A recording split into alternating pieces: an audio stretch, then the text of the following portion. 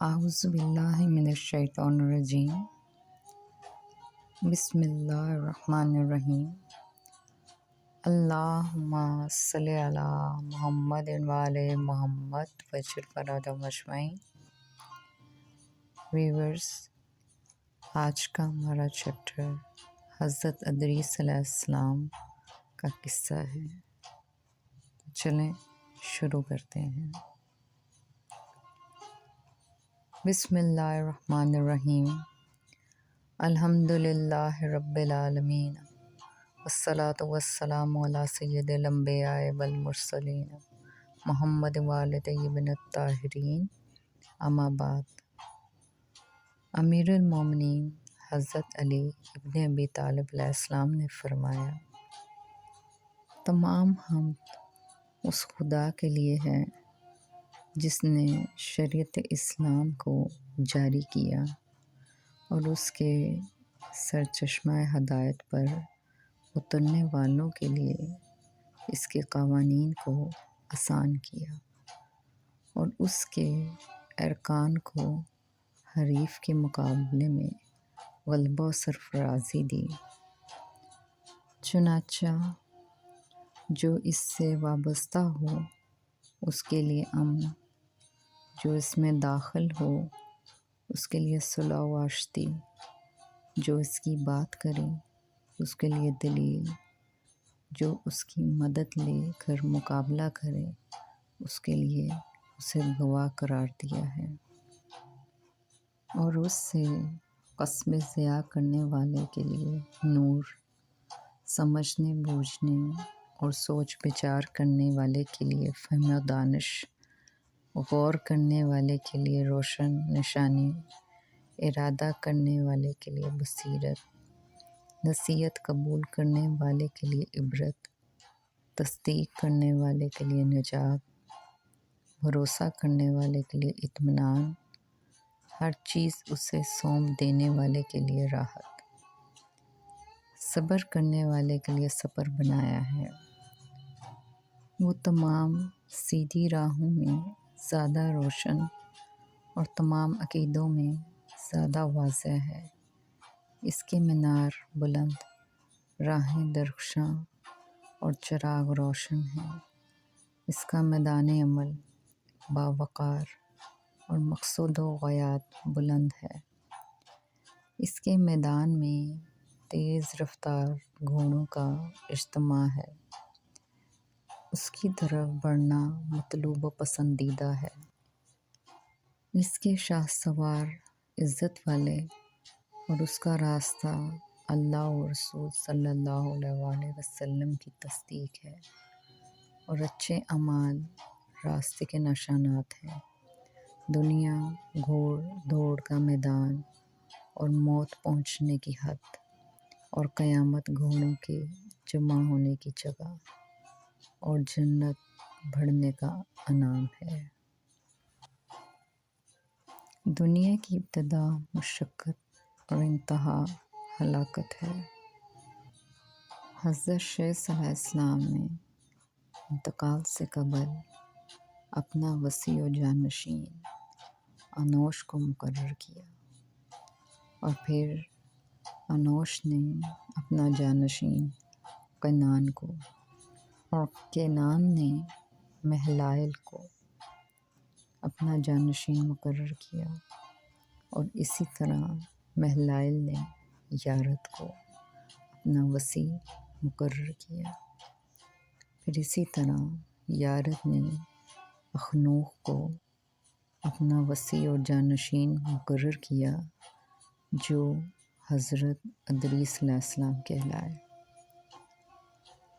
آپ کو ادریس اس لیے کہا جاتا ہے کہ آپ علیہ السلام اپنی قوم کے لوگوں کو اللہ کی ربوبیت، معرفت، عبادت و اطاعت اور انسانی ضابطہ حیات کا درس دیا کرتے تھے۔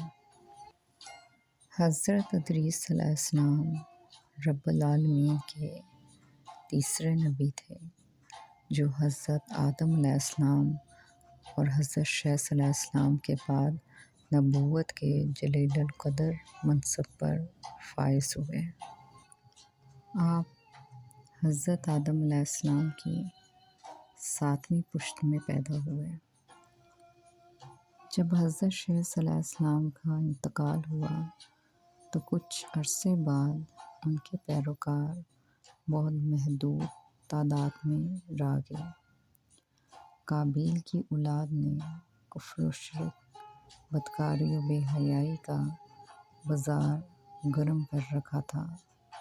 زناکاری اور بدکاری عام تھی۔ پاکیزہ رشتوں کی پہچان ناپید ہو چکی تھی۔ آگ کی پرستش ہو رہی تھی اور اس کے بعد گزرتے وقت کے ساتھ بتوں کی پوجا شروع ہو گئی۔ گویا دنیا پر شیطان اور اس کے حواریوں کا راج تھا۔ حضرت آدم علیہ السلام اور حضرت شیخ صلی اللہ علیہ السلام کی قائم کردہ شرعی حدود اور احکامات الہی کو پامال کیا جا رہا تھا۔ یہی وہ وقت تھا کہ جب اللہ رب العالمین نے اس بگڑی قوم میں ایک نبی مبعوث کرنے کا فیصلہ کیا اور اس عظیم منصب کے لیے حضرت شیخ صلی اللہ علیہ السلام کی نسل سے حضرت ادریس علیہ السلام کا انتخاب فرمایا۔ حضرت ادریس علیہ السلام میں وہ تمام خوبیاں بدرجہ اتم موجود تھیں جو رب العالمین کے ایک نبی میں ہونی چاہیے۔ آپ حضرت ادریس علیہ السلام حضرت آدم علیہ السلام کے دین کے پیروکار، نہایت عبادت گزار، متقی، پرہیزگار اور انتہائی سچے انسان تھے۔ بعض بزرگان دین آپ کا حلیہ بیان کرتے ہیں جس کے مطابق آپ علیہ السلام لئیم، شہیم، فربا اور بلند قامت تھے۔ بہت نرم لہجے میں آہستہ آہستہ بات کرتے تھے۔ حضرت ادریس علیہ السلام باوقار گفتگو کے مالک تھے۔ آپ علیہ السلام کی طبیعت خاموش پسند تھی اور آپ علیہ السلام راستہ چلتے ہوئے نگاہ ہمیشہ نیچی رکھتے۔ آپ کے اوصاف عمدہ تھے۔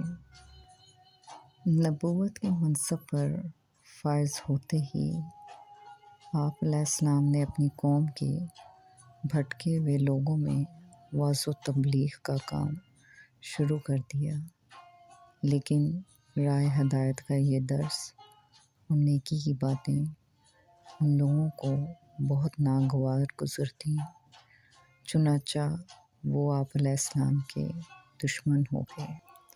آپ علیہ السلام اور آپ علیہ السلام کے پیروکاروں کو طرح طرح سے اذیتیں دینے لگے، یہاں تک کہ آپ علیہ السلام نے ان کی اظہار ثانیوں سے تنگ آ کر بابل سے ہجرت کا ارادہ کر لیا اور اپنے پیروکاروں کو اپنے اس فیصلے سے مطلع فرمایا۔ چونکہ بابل دریائے فرات اور دریائے دجلہ کے کنارے ایک سرسبز و شاداب علاقہ تھا، لہٰذا لوگوں کے لیے اس علاقے سے ہجرت کرنا خاصا مشکل فیصلہ تھا، اور انہوں نے اس حوالے سے تحفظات کا اظہار بھی کیا۔ لیکن پھر حضرت ادریس علیہ السلام کے سمجھانے پر وہ لوگ آپ علیہ السلام کے ساتھ ہجرت پر تیار ہو گئے۔ حضرت ادریس علیہ السلام اور ان کے پیروکاروں نے بابل سے مصر کا رخ کیا اور دریائے نیل کے کنارے آباد ہو گئے، جو بابل سے بھی زیادہ سرسبز و شاداب علاقہ تھا۔ حضرت ادریس علیہ السلام نے یہاں کے لوگوں میں درس و تبلیغ کے کام کو جاری رکھا آپ علیہ السلام اس وقت لوگوں میں رائج تمام زبانوں سے واقف تھے۔ حضرت ادریس علیہ السلام حضرت نوح علیہ السلام سے 1000 سال پہلے پیدا ہوئے۔ حضرت ادریس علیہ السلام وہ پہلے انسان تھے جنہیں علم نجوم اور حساب بطور معجزہ عطا کیے گئے۔ نیز انہوں نے سب سے پہلے قلم سے لکھنا اور کپڑا سینا ایجاد کیا۔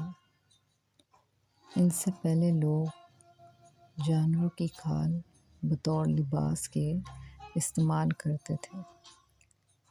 پھر ناپ تول کے طریقے بھی سب سے پہلے آپ علیہ السلام نے ہی متعارف کروائے۔ اسی طرح اسلحہ بھی آپ علیہ السلام کی ایجاد ہے۔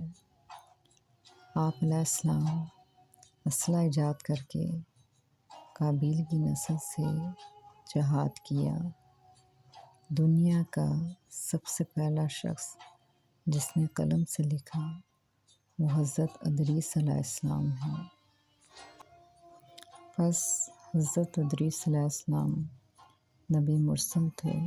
آپ علیہ السلام پر 30 صحیفے نازل ہوئے۔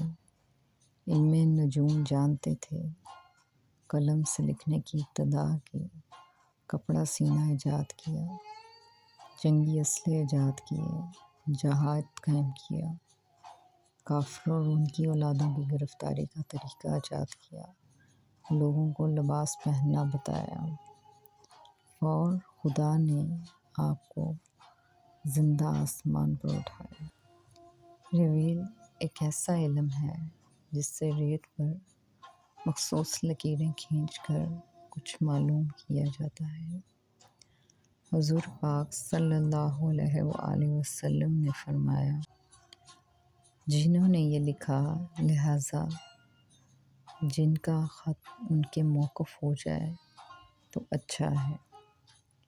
علماء تفسیر فرماتے ہیں کہ پہلا شخص جس نے وعظ و خطاب تبلیغ دین کے لیے وعظ و خطاب کا سلسلہ شروع کیا وہ حضرت ادریس علیہ السلام تھے۔ کچھ مورخین کا کہنا ہے کہ آپ علیہ السلام نے تقریباً 100 شہر آباد کیے۔ روایات میں ہے کہ آپ مسجد سہلہ میں درس دینے کے لیے خیاطی کا کام کرتے تھے اور وہاں رہتے بھی تھے۔ مختصراً یہ کہ آپ علیہ السلام کو 72 زبانوں پر قدرت حاصل تھی اور آپ علیہ السلام ہر زبان میں تبلیغ کا کام سر انجام دیتے تھے۔ آپ علیہ السلام ہی نے برجوں میں آفتاب کی منتقلی سے لوگوں کو آگاہ کیا اور روایت حلال کے بارے میں بتایا، برجوں کے نام تجویز کیے، نجوم کی اصطلاحیں قائم کیں اور اپنے علم سے انبیاء کی تعداد بتائی۔